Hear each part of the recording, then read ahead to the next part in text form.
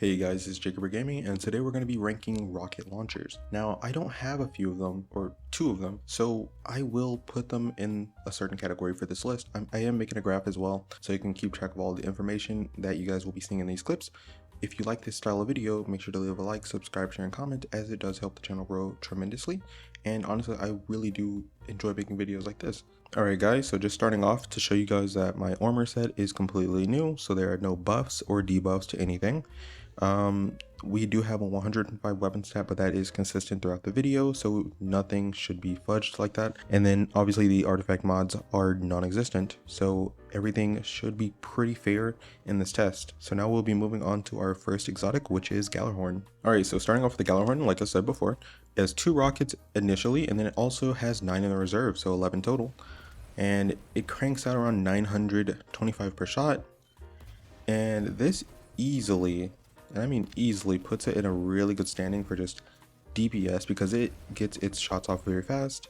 And these shots do count as micro missiles, so technically if I use the artifact mod, it will be getting boosted because of the micro missiles damage perk over there. So yeah, but Gallarhorn is very premier, like it boosts other rockets as well, so it's like very hard to go wrong with. Next we'll be moving on to the two-tailed fox. Now this rocket has a very strong perk that it pretty much is the anti-champion gun in the game. Now yes, this is no champion, so you don't get to see how effective it is, but trust me, this thing is pretty much a guarantee anti-champion rocket launcher. If you have this on, you don't have to build into anti-champion anything. You just build how you want if you use this rocket. The downside is that it shoots very slow because it has to get 3 rockets out every single time. Now it does start with a really good ammo economy of like what? It starts off with 10 total, so that's really strong, but it takes forever to shoot them all, but you get some pretty impressive damage for it all. All right, we're moving on to the Dragon's Breath, and this is the one test where I kind of messed up at first.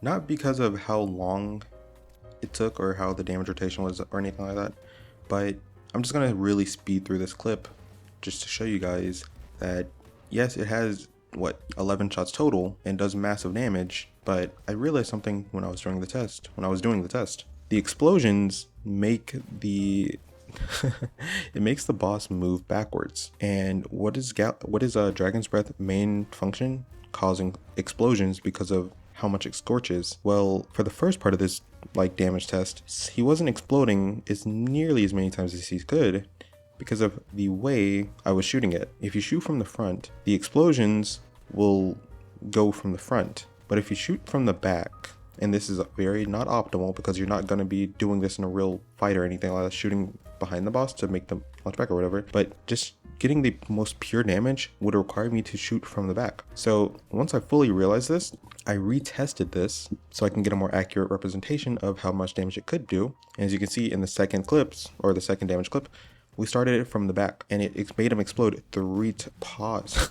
it ignited him. It caused him to erupt up to 3 times per shot, right? And that allowed us to get some pretty nutty damage numbers off. As you can see, this is the best damage so far, and Dragon's Breath did not disappoint at all, especially since you can also switch to other weapons while you're using Dragon's Breath and just get even more damage, which makes this easily the best rocket so far. All right, so moving on to the Wardcliff Coil. It has 8 shots, so it's already starting at a like disadvantage. Now, okay, before I start, let me change this cosmetic to the default because there is no bias here. So, Wardcliff Coil, yes. And it sounds fire. It really does. It builds bolt charge, so if we're building into bolt charge, it would be fine, I guess, even better, you know? But look at this thing. Reload's pretty cool. It's just the first Destiny 2 rocket launcher, I think. So it was really cool to have this gun here, but I even got close to make sure I was doing enough damage, guys, so nothing would miss, and this is just very lackluster. Very lackluster damage. So we end up getting the least amount of damage and the least amount of shots. And honestly, it was pretty underwhelming. Alright, so now we're moving on to the Truth, and yes, this is quite disingenuous because the Truth is mainly a PvP rocket, but it has 14 overall shots, and I thought it would be fun to just play around with it. So obviously no ornament, I had to make sure, but we have the Truth. It gets shots off pretty fast, you know, it reloads and it reloads 3, so you're getting a lot of ammo out the way really quickly. I think this is going to be the fastest firing test because it just goes through the shots like I said earlier. Does some pretty okay damage, I suppose.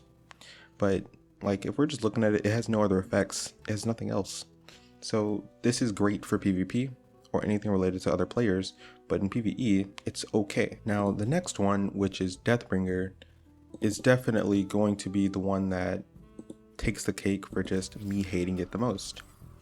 Not because it's a terrible gun or anything like that, but because of how the perk procs and it works. You shoot the thing up, it breaks into multiple, and then you have to hope it tracks to the next to few, you know? That's what it does. And I don't like that, especially in this testing range, because you can't get it consistently where you're hitting everything. So that led to me trying multiple different things. You'll see it. I tried multiple different angles, and if you overshoot, you can kind of mess it up. I'm just trying to maximize the damage, but I end up messing it up. So this led to me thinking and going back, okay, I know there's a gun and I know there's a way to push this guy out of the map so I can get it potentially higher. Well, I used Dragon's Breath to try to cheese this guy out of the map or out of the firing range area so I could shoot Deathbringer just totally straight up. And I got stuck. I couldn't do it. You have to be at a certain angle, and then you have to hope that it just pushes him out of bounds. So I didn't end up doing that because it would take way too long for just one gun. So I said, hey, let me just try to get as best as I could at pre-firing or, you know, releasing the gun or releasing the shot, and just hoping that the damage isn't gonna fail from just misfiring. So I did end up finding a really good spot to just time it to get at least most of them hitting it at the same time, which is really cool. So yes, Deathbringer can probably consistently do more damage, especially in a more open field.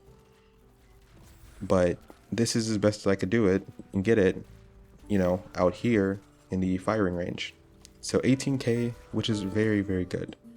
But also, I think I forgot to mention this, but it starts off with 11 overall shots. So there we go. That was Deathbringer.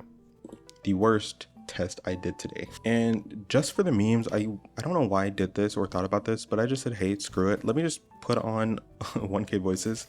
Now it has 11 shots overall, and as you know, it scorches, so now it can cause eruptions, which is pretty cool.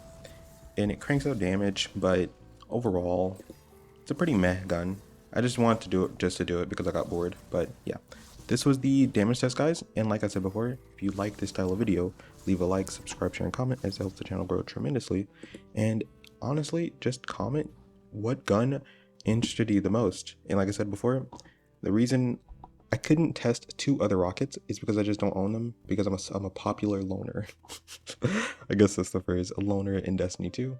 So I haven't really done the new raids or anything like that because I don't really care to. But yeah, thank you guys for watching the video, and peace.